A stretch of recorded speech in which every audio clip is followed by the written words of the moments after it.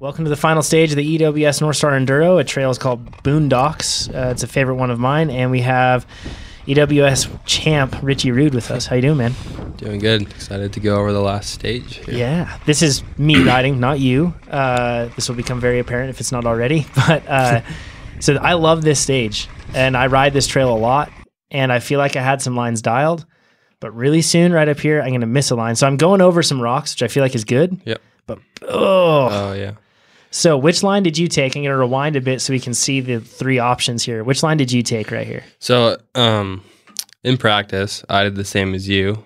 I kind of forgot about this quick right-left. Mm-hmm. And there's a little rock before the section, which kind of reminded me of where it was. All right. So this little guy you hopped over this here? little guy, I was like, all right, when I hit that, I got to set up wide. Okay. So like if you go forward, yeah, there's like a little setup line. Like right here? Yeah, up here on the left. So like I was out left, and then so I could cut back right. And you went over the rock? And I went over the rock. So that's when I went over the rock, I could pump down the rock.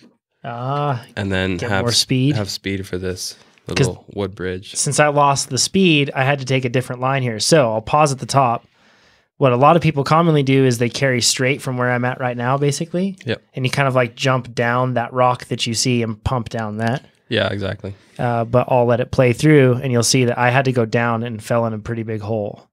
So not ideal for sure. Yeah, and this section isn't too steep, so like carrying good speed is pretty important too. Yeah, so it all started. That's the crazy thing. It's not just taking this line. It started back, 2 turns ago. Yeah, making sure that you were set up for it.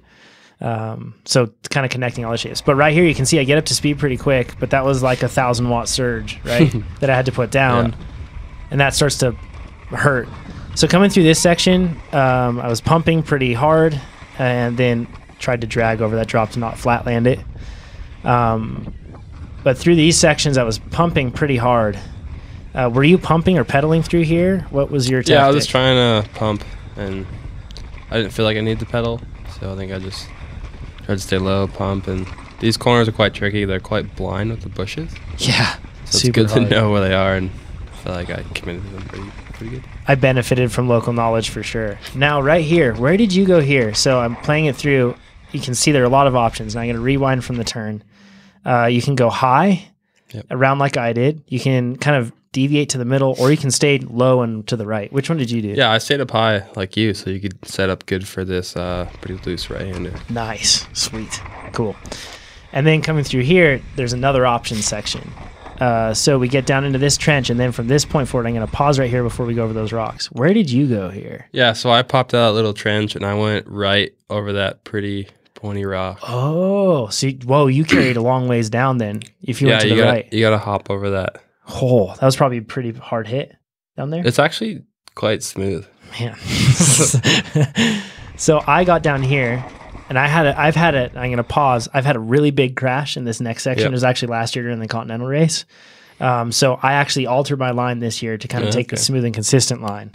So I went here and pressed with a lot of energy to get up, then cut over to the inside and through. Okay. Now, rewinding back to the top of this, there's a ton of different options.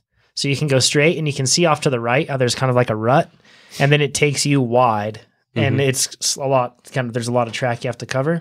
Or you can look to the far right inside, there's a rock slab that you can roll down, and it has a drop and kind of like a hole at the end. Yep.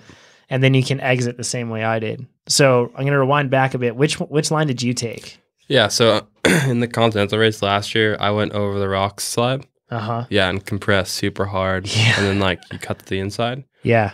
But this year, I snaked right to the left of the rock slab in that rut. Yeah. And so in the rut, you could kind of turn and get into that inside line pretty good. You exited the same way I did, but you entered not as wide. Yeah. And that probably helped you carry a ton of speed. Yeah, like the outside line looked good, but what I thought is when you do the rut next to the rock, you're not turning as much initially.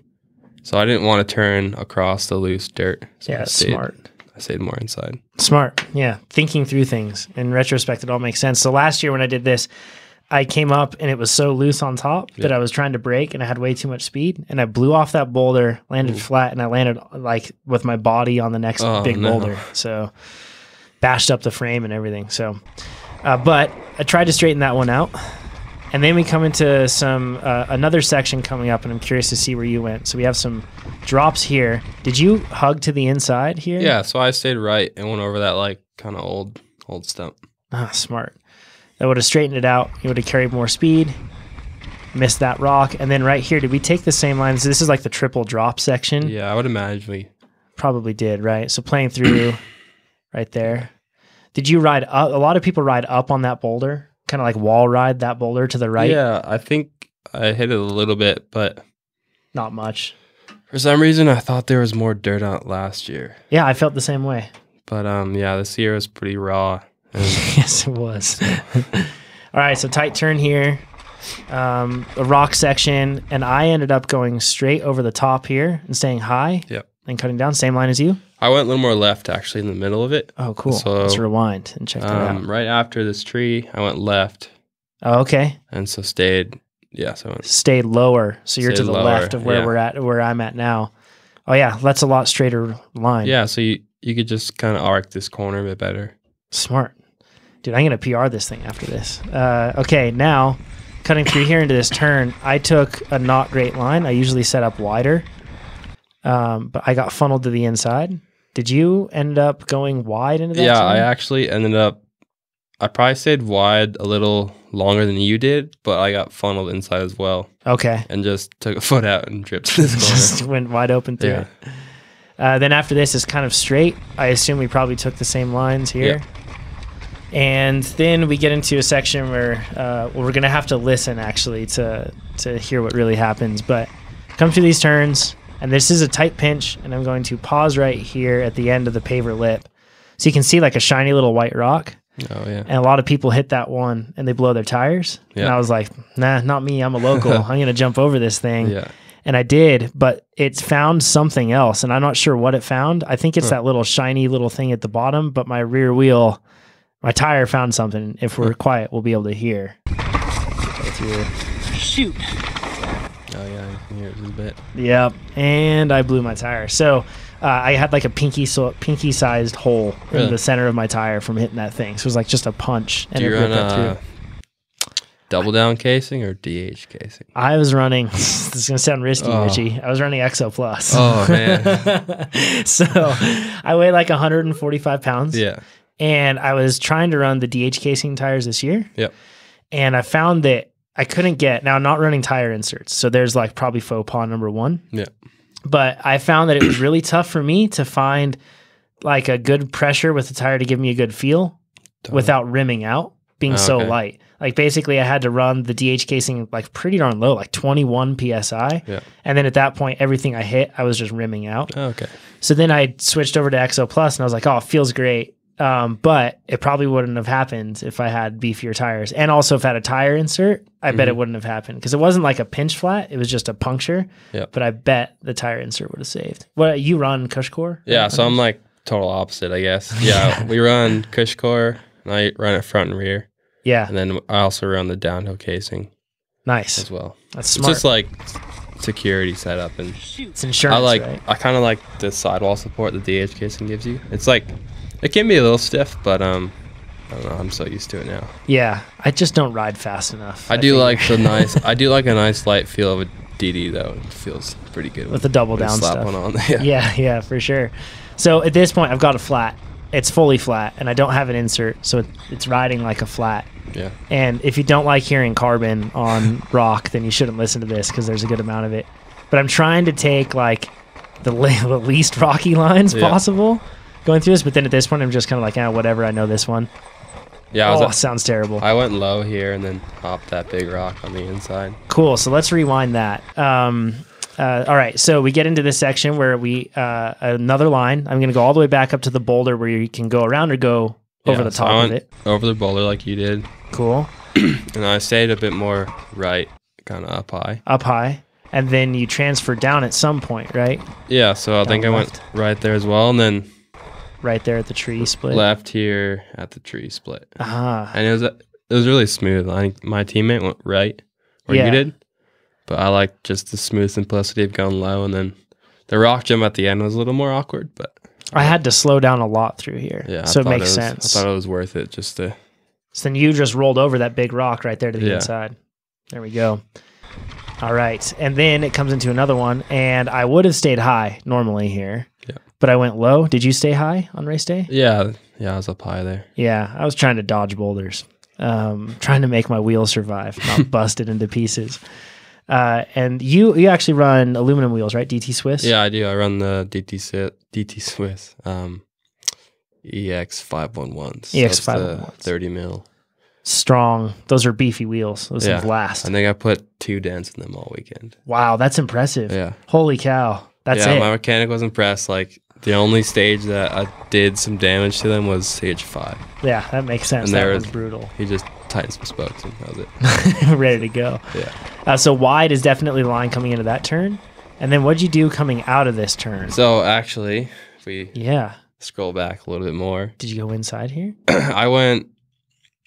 Go back like a touch. Yeah, I actually went inside. So I I didn't do it in practice, but my teammate was going left. So I hopped this weird rock because I kind of went the wrong way. Okay. And I was inside of this big one on the left. Oh, and, I see. Stayed quiet inside. So you could have just a straight line through. Yeah. So then I went over this.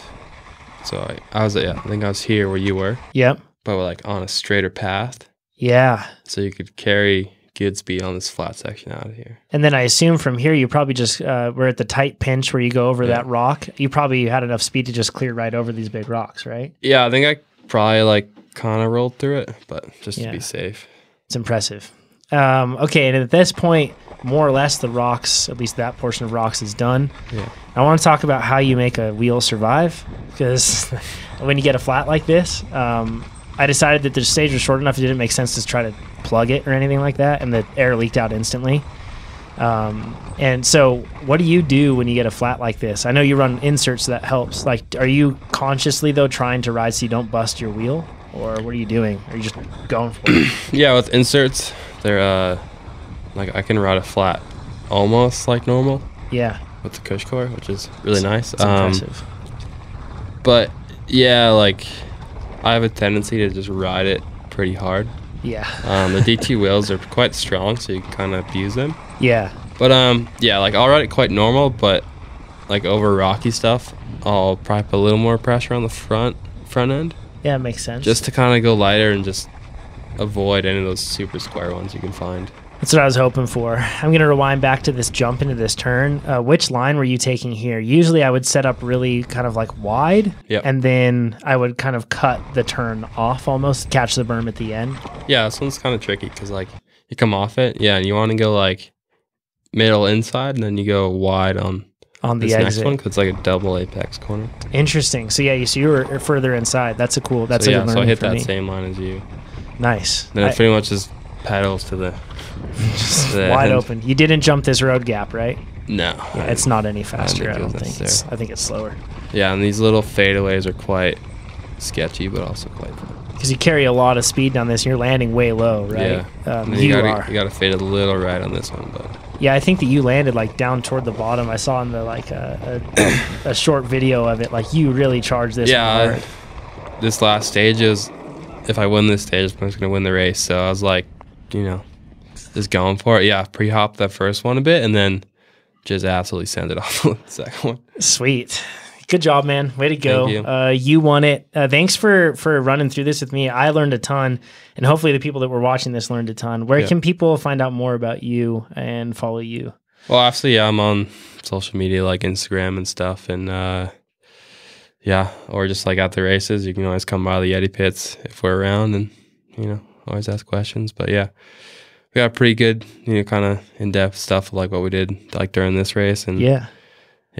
Sweet, man. I appreciate it. Yeah, I feel like you had a pretty good idea of kind of how to pace stuff and whatnot. So that was quite cool to see somebody else coming into it. It's cool to see the line choice stuff. This is awesome. Hopefully we can do more of this at some point. It'd be really cool actually to get some of your footage from a race. Yeah, definitely. And to check that out at some point. That'd be fascinating. Yeah, we'll have to check it out. I don't often GoPro race runs, so it'd be kind of nice to do one of those. Yeah, that'd be pretty fun. So thanks again, man. And if you're watching this now, check out TrainerRoad.com. This is what we use to make CYCLIST faster for the pedaling part. And this is what we do to make CYCLIST faster on the non-pedaling stuff as well. So thanks for doing it, man. And if you want to find out more about Richie, once again, check him out on Instagram, Richie Rude. And we'll talk to you all next time. If you like that video, you should subscribe to our channel. We have a ton of videos just like that one. If you enjoyed the video, you can give it a thumbs up. If you didn't, give it a thumbs down, but let us know what you would have done differently down in the comments below. And if you want to see more race analysis videos like this, you can check out the playlists over here. If you want to get answers to your coaching questions, check out the playlists on the other side. And finally, if you want to become a faster cyclist, which of course you do, you should head over to TrainerRoad.com. That's how you get faster. That's what I'm going to do right now.